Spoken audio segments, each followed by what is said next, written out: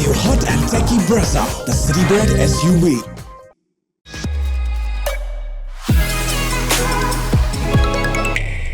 Second meets second from bottom as Mumbai Indians host Kolkata Knight Riders at the Wankhede Stadium on Friday evening. What can we expect from match number 51? Let's find out. On Maruti Suzuki Arena presents ESPNcricinfo Timeout, powered by JBL, where we have Mitch McClenaghan and Basim Jaffer for company. Thank you for your time, gentlemen. Feels quite unusual to say second from bottom and then place Mumbai Indians alongside that. A lot has been going wrong. If we look at the last few games, Rohit Sharma, after that 100 against Chennai Super Kings, he's hit a bit of a rut, and there's a pattern of falling quite often to left-arm seamers, Mitch. Why do you reckon that's happening? I think left-arm seamers challenge a couple of dismissals, the ball coming back in, which Rohit Sharma's very wary of early doors, and then the smarter left-arm seamers are also bowling that three-quarter ball across them. So they're also challenging the outside edge along with the pads. So that's quite significant. And I don't mind say so myself, but a lot of left-armers are just far more skilled than the right-arm bowlers going around. So it makes sense. Always good with the jokes, but on a slightly more serious note, Wasim, when you look at that graphic, what immediately stands out is that he's going hard against left-handers.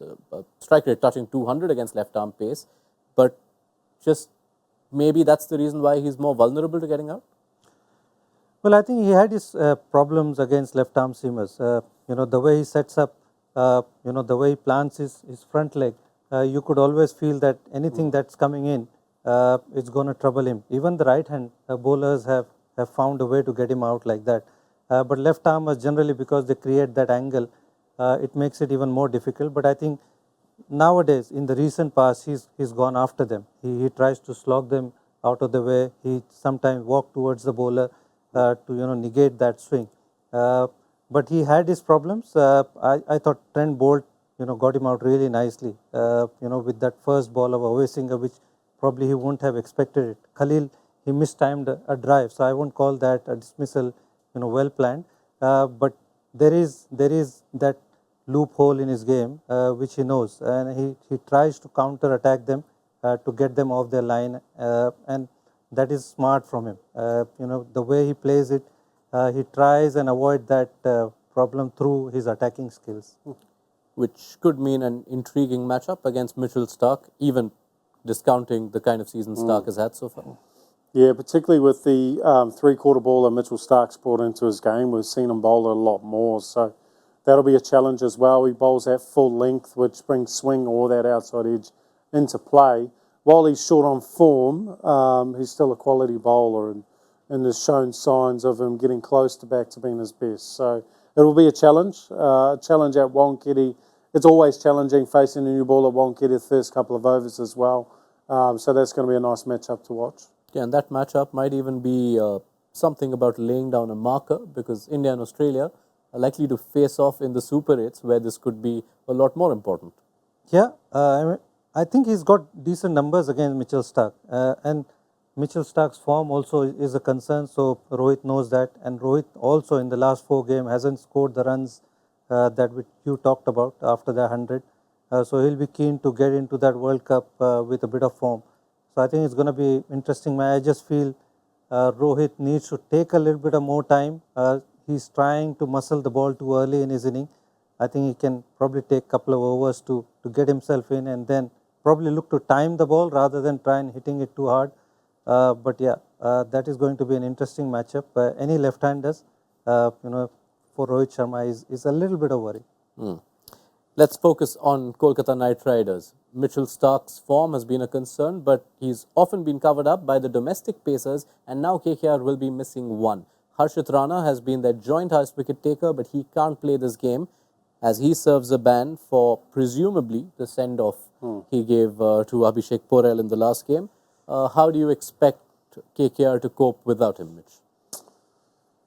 Yeah, I mean, they've got a lot of bowling. They've hardly been bowling Andre Russell, who's a genuine wicket taker. So they've got a few options around that. Harshit Rana is going to be a massive loss. I've been very impressed with him so far this season. His change-ups have been high quality. His wicket-taking abilities being top-notch as well. So he'll be missed like he was missed when he was out with a shoulder injury. Aurora's been doing a good job with the new ball, so maybe not as much missed as he was previously when he was out with the shoulder injury. But yeah, I can understand why he's being sat down for a game and he lost his match fee. You know, you'd been warned previously about his send-offs, and even though this time around he went to stop the old blowing of the kiss, it just gone a little bit too far when you've just been given a slap on the wrist the game before. So probably the right decision in terms of him sitting out a game. I'm sure he won't be celebrating too much. He's got to bring out the Harsha Patel celebration. He's just got to lie on the ground and get the knee up. Yeah, change it up. Get rid of the kiss. All right, Harshit Rana, there are other tips for you. We thought Mitch McClenaghan will only give you fast bowling tips, but here, you've heard some more. But as far as that gap in the lineup is concerned, how do KKR look to fix it? Because if you look at domestic seam options, there's Chetan Sakaria and Saqib Hussain. And then you have the spinners, who they usually bring into the picture, but then an extra spinner at Wankhede is also risky. Yeah, I mean, I don't see them going the spinner way because of the ground dimension and how good that pitch is. I'll probably look to add another left-arm seamer, that is Chetan Sakaria, somebody who's had an IPL experience, who's done well. I think he was playing for Delhi Capitals before, and who's somebody, you know, he brings the ball in and can solve that new ball option also. So he can be used up front a couple of overs with the new ball. Saqib Hussain is somebody who's very new, even though he bowls with decent pace, but you don't want to bring somebody with tournament going into the business end and puts that much pressure on him, especially against MI, because KKR need to win to get into the top half of the table. So I'd probably get in Chetan Sakaria just for that left arm ability, and we talked about Rohit having his troubles. All right, let's get predictions. MI versus KKR. Are Mumbai getting back to winning ways, Mitch? Yeah, they will. They'll upset KKR. Wasim? I think KKR probably will topple Mumbai again. Hey, you're doing well with your picks against me. Yeah, and I was expecting a split panel on this one, so I'm glad you guys lived up to it. If KKR do win, it will be their first win at Wankhede since 2012. MI have won the last 7 against KKR at this ground. All new hot and techy Brezza, the Citybird SUV.